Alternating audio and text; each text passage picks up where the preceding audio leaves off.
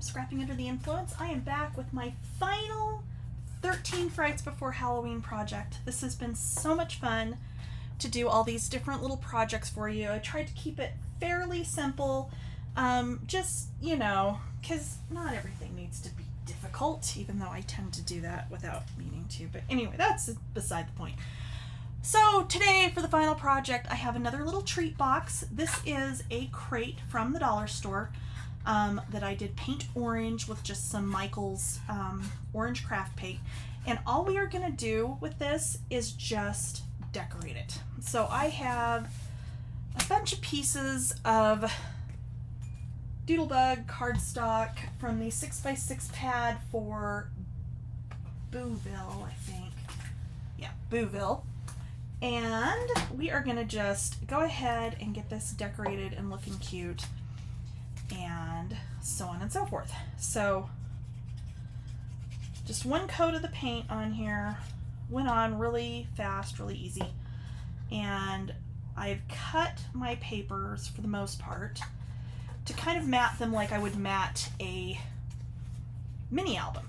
So, you know, slightly smaller than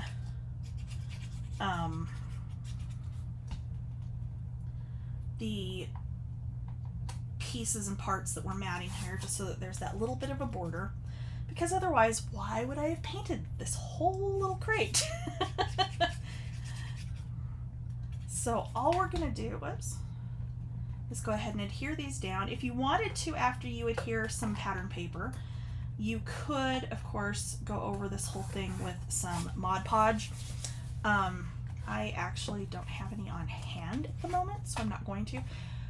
On the sides here, rather than try to cut out that little hole, I'm actually just going to mat right over the top of it, like so. Because what will end up happening is I would end up filling this with, you know, some sort of little treats, and then most likely putting the whole thing either in a little bag or something, so you wouldn't necessarily need those little handles to pick it up. That, and I think it's just going to look cute. So I did take this one little piece that had, well, maybe I do want to do it that way. You know what, I think I do want to do it that way, because I did trim it so that cute little houses were like intact on the back. But honestly, I really kind of just like, oops, other than it's on here, totally not where I wanted it to go. I really do like this pattern on the back side, so I think I am going to do that. So it's going to be solid on that back side. We've got our little thing on the front here. For the inside, I think I am going to go with my polka dots for this little inside bottom. And I did just cut a bunch of pieces because I wasn't entirely sure how I wanted to finish this off.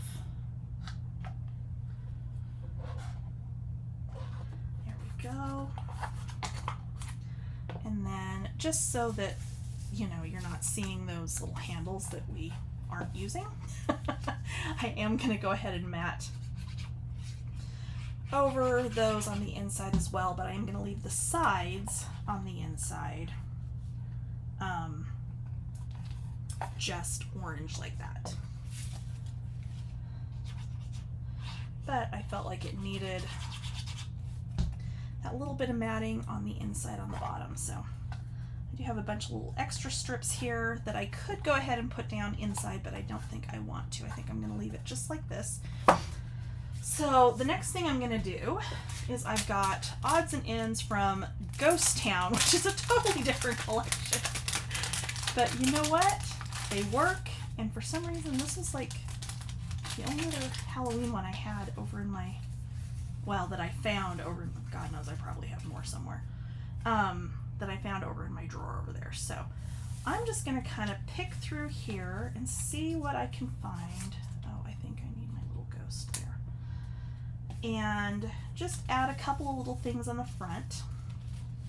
So you could, like, if you had, you know, you're giving this to a grandchild or your child, or, you know, niece, nephew, whatever it may be, You know, if you've got something like you know what they're dressing up as and there happens to be a little doodlebug guy that matches, then by all means. Oh, where do I want him? Dang, I like both of them. They're so cute. And this is the hard part with doodlebug. It's so cute. And I never know what I want to do because it's all too, I mean, come on. There's a ghost driving a car. I mean, really. Okay. And mice in a candy corn patch. Yeah. And then the ghost driving the little truck with the pumpkin. I mean, come on. How can you not, like, I love this. Anyway, and I don't think I have Chit Chat for this one. If I do, I didn't find it in the drawer over there. But that's okay. So maybe this is what we'll do. Maybe we will. This is too hard, I'm telling you. Struggle is real, people. I'm trying to pick out the doodlebug elements you want on your project. It's just almost impossible sometimes. Actually, that's kind of cute. And I could do that with the little tricks and treats. And maybe the little kitty. No, kitty's kind of big. Oh, the little black kitty's cute though.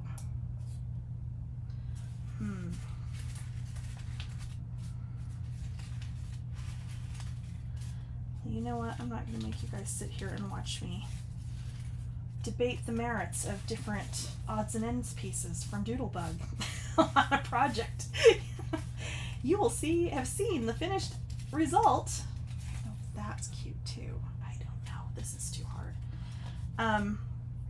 So I'm going to go ahead and we're just going to quit while we're ahead. I will put something on here. You will have seen it in the pictures of the project at the beginning of the video.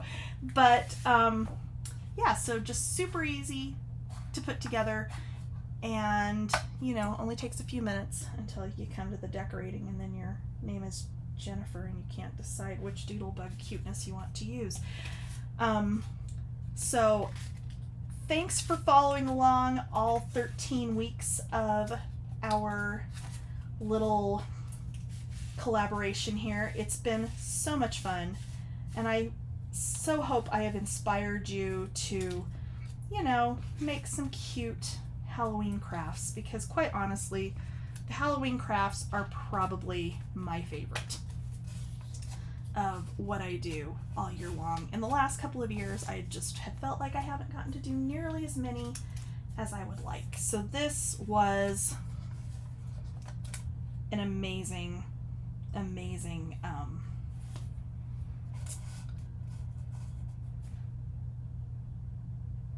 opportunity to do this whole collaboration with Sandy and everybody else. So thank you for watching.